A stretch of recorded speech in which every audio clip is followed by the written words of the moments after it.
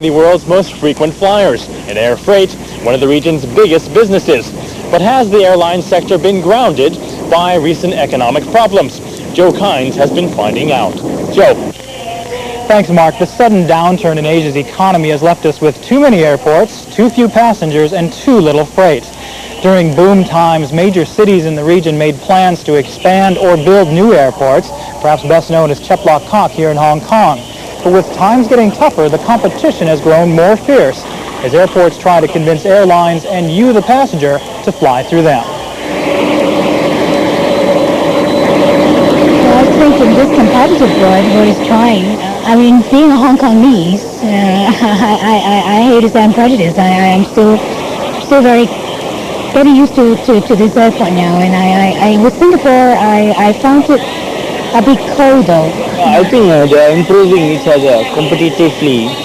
So when we see the competition is there, so the progress always.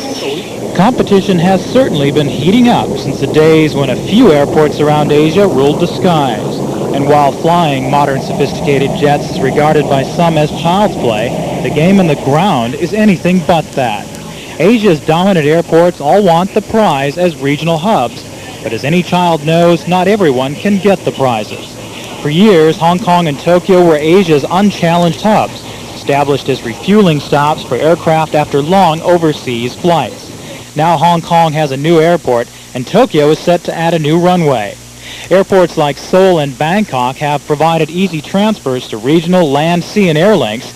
Once again, both have made firm plans to expand. Now with longer-range modern aircraft, destinations like Kuala Lumpur and Singapore are easier to reach. Those cities are joining in a regional hub game with billions of dollars at stake. Now, those traditional hubs are beginning to be threatened. The big airports are competing with one another. They want to get more business.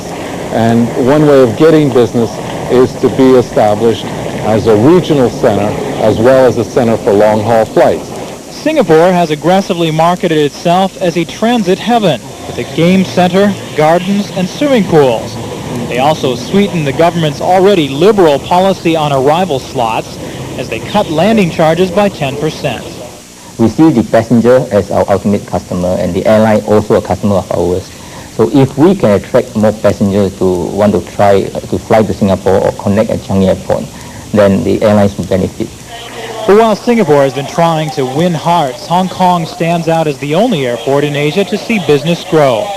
A recent survey shows Hong Kong's passenger traffic at its new airport was up nearly 5%. Instead of swimming pools, Hong Kong's extras include the world's first pay-as-you-go lounge. It's a back-to-basics approach. We see an airport as an airport. It's basically a thing that people want to get through to go somewhere else. We like them to stop here, particularly on the way out, to shop in our excellent shops. But our prime focus is on the ease of use and the simplicity that we offer to travelers. But higher airport charges have proven to be not so user-friendly for some airlines. Scandinavian Airlines has cut back its passenger service to wait for Asia's economy to improve. The 15% higher operating costs at the new airport only added insult to injury. I think all acknowledge that the new airport is fantastic in terms of environment, in terms of quality, sort of efficiency as well. The question is that in tough times as we have now with the economic crisis and a lower number of passengers and lower prices, are the airlines able to absorb this increase? Hong Kong says its landing fees are competitive and only a tiny portion of an airline's costs. But economic downturn has also been toying with Asia's crucial cargo business, and the freight contest is increasingly important to the airport game. Passenger lines depend on air cargo for at least 13% of their revenues. In the past year, air freight volume in Asia has dropped by more than 5%. And Asia's downturn has slowed world growth by about 4 percentage points. Even so, long-term projections for Asia's air freight market are still brighter than anywhere else in the world. And the brightest star in Asia's skies is China. The promise of mainland business is what convinced Macau to build an airport much larger than needed for its 500,000 population. We have been marking the airport as a gateway to China. We believe that between ourselves and Hong Kong, we are the main international connections that can serve South of China. Macau's airport opened in 1996 and was well placed to profit when nearby Hong Kong ran into cargo troubles during its opening. Macau's airport has already silenced critics who said it was destined to be no more than a landing strip for the colony's casinos. Since 1997, the airport has seen a more than 13% rise in passenger arrivals. And more surprising was the more than 43% jump in air cargo. That's still only a fraction of the 2.5 million tons handled by Hong Kong each year.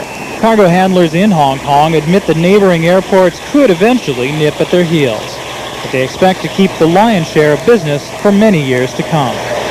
I see those airports as being the feeder airports into China, serving, as they do already, many of the mainland cities.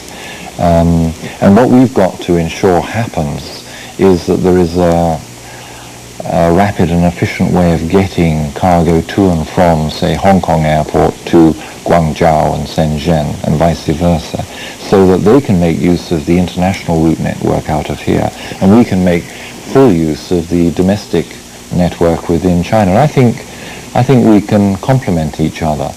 But the shipping game could be complicated by overcrowding. Hong Kong's new airport and the new terminal in neighboring Macau straddle the mouth of the Pearl River. Airports in Shenzhen, Zhuhai, and Guangzhou are also set to expand in the new millennium. It all adds up to 5 major airports in an area the size of Taiwan. This is one airport game that's strictly for grown-ups. So who's in charge of keeping planes moving smoothly? Hong Kong controls air traffic over its own airspace as well as at nearby Macau. But while Hong Kong is politically under one country, two systems, air traffic control is still very much two systems. Here altitude is measured in feet, while on the mainland it's calculated in meters. Controllers admit a unified system, at least for the 4 airports around Hong Kong, would be ideal, but not yet. We are in no urgency to do that. Because we do have some satisfactory arrangement at present on how to divide up the airspace and how to segregate traffic for the 4 airports, so the respective air traffic control authorities can manage effectively all the flights going into and out of those 4 airports. We're lucky that in terms of the total amount of air traffic running through this region, it's not too big even now with the new airports open. If all the airports were busy with the same level of flights, hey, then we'd have a real serious problem. And by that time, it'll be forced to take care of itself in one way or another. These problems, as they get more serious, as we get, say, having several near misses in 1 year, then people will start to focus much more critically on the problem. 93509, wind 2807 knots, code line 25. Hong Kong's aviation officials insist their relationship with the mainland is solid enough to assure safety for the foreseeable future. But they admit a single system may have to be put in place eventually. In the short term, the drama will be played out on the ground as airports compete to keep costs down and service up. So, Joe, I guess the real question is whether more airports will mean cheaper airfares. Well, the key seems to be efficiency, and airports are likely to save money for airlines as they learn to improve that or as they market themselves to specific targets. For example,